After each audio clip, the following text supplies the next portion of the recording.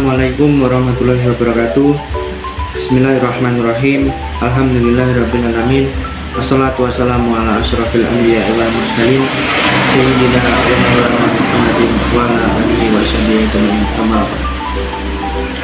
Kepada yang terhormat Bapak Faridul Lutfi MPD selaku dosen pengampu mata kuliah Bahasa Indonesia, serta teman-teman mahasiswa yang dirahmati Allah SWT. Pertama-tama marilah kita panjatkan puja dan puji syukur kehadirat Allah Subhanahu wa taala yang telah melimpahkan nikmat serta hidayahnya pada kita semua sehingga kita bisa mengikuti perkuliahan pada pagi hari ini. Selawat serta salam tetap tercurahkan kepada junjungan kita Nabi besar Nabi Muhammad SAW yang telah membawa kita dari zaman kebodohan hingga zaman terang benderang, yakni Dinul Islam. Sebelumnya perkenalkan, nama saya Rehan Sofil Hakiki dari kelompok 3. Saya di sini sebagai moderator dan anggota kelompok 3 yaitu Ariana Bila Soleha sebagai pemateri, Enilia Khalilatus Samsiah sebagai pemateri, Julfatul Mustafikiyah sebagai pemateri. Adapun materi yang kita bahas pada pagi hari ini adalah ragam, fungsi, dan diksi bahasa Indonesia. Kepada pemateri, waktu dan tempat saya persilahkan. Assalamualaikum warahmatullahi wabarakatuh. Di sini saya akan menjelaskan apa pengertian dari ragam, fungsi, dan diksi. Baik, saya akan menjelaskan apa yang dimaksud dengan ragam. Pengertian ragam bahasa Indonesia menurut Bahram, ragam bahasa diartikan sebagai variasi bahasa menurut pemakaian yang berbeda-beda, menurut topik yang dibicarakan, menurut hubungan pembicara, kawan bicara, orang yang dibicarakan, serta menurut medium pembicara. Seiring dengan perkembangan zaman, sekarang ini masyarakat mengalami perubahan sehingga bahasa pun mengalami perubahan. Perubahan itu berupa variasi-variasi bahasa yang dipakai sesuai keperluannya.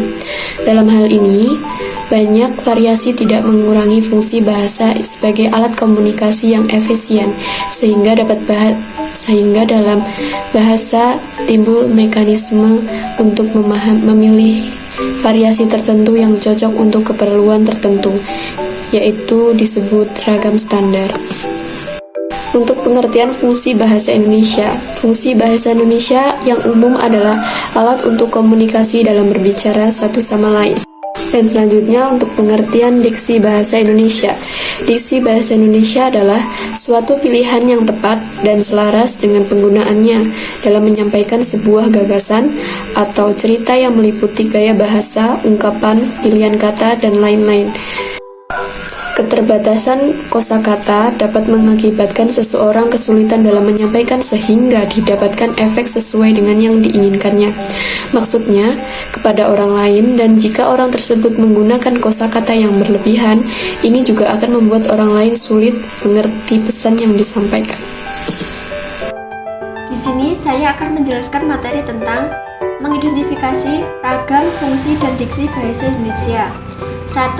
Fungsi ragam bahasa Indonesia mampu menyatukan ribuan bahasa yang beragam di Indonesia. Simbol kebanggaan nasional, simbol identitas nasional, berarti menyatukan berbagai kelompok etnis. Pemersatu alat perhubungan antara budaya dan antar regional. 2. Fungsi bahasa Indonesia. Bahasa sebagai alat ekspresi diri sejak kecil. Bahasa sebagai alat komunikasi.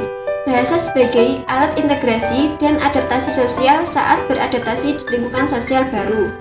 Bahasa sebagai alat kontrol sosial. 3. Fungsi diksi bahasa Indonesia. Fungsi pilihan kata atau diksi adalah untuk memperoleh keindahan guna menambah daya ekspresivitas, maka sebuah kata akan lebih jelas jika pilihan kata tersebut tepat dan sesuai. Selain itu, berfungsi untuk menghaluskan kata dan kalimat agar terasa lebih indah. Baiklah, saya akan melanjutkan presentasi sebelumnya dan akan membahas tentang macam-macam ragam dan diksi bahasa Indonesia. Macam-macam ragam bahasa Indonesia ada dua, yaitu ragam lisan dan ragam tulis. Ragam lisan adalah bahan yang dihasilkan alat ucap atau organ of speech dengan fonem sebagai unsur dasar.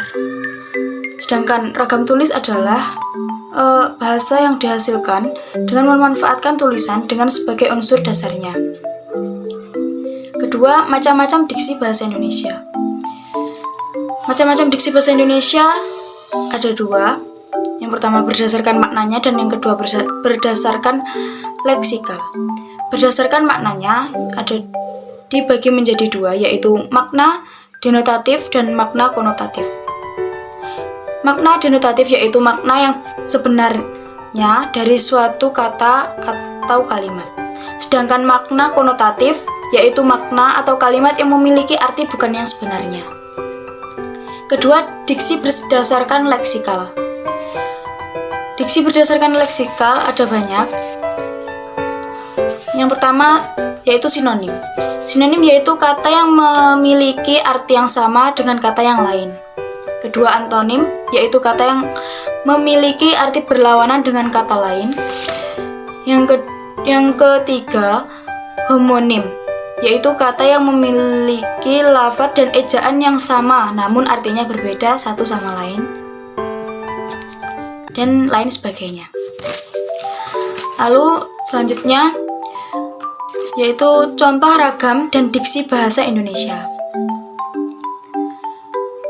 Contoh ragam bahasa Indonesia yaitu ada 3, bahasa jurnalistik, bahasa ilmiah, dan bahasa usaha bisnis. Pertama, bahasa jurnalistik. Bahasa jurnalistik adalah bahasa yang sering digunakan di kalangan pers, wartawan, narasumber yang dituangkan dalam media. Contohnya, penggemar Madrid yang lebih dari 80 juta orang di seluruh dunia mendongkrak pemasukan dari komersial. Selanjutnya, bahasa ilmiah.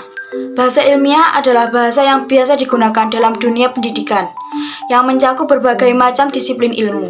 Contoh dalam istilah kimia, yaitu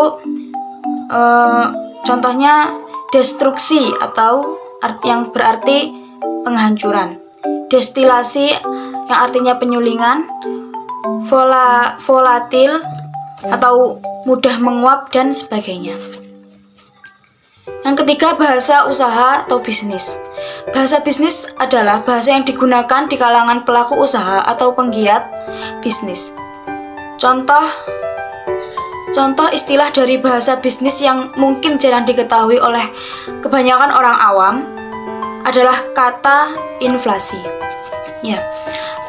Kata inflasi yang berarti peningkatan harga-harga secara umum dan terus-menerus.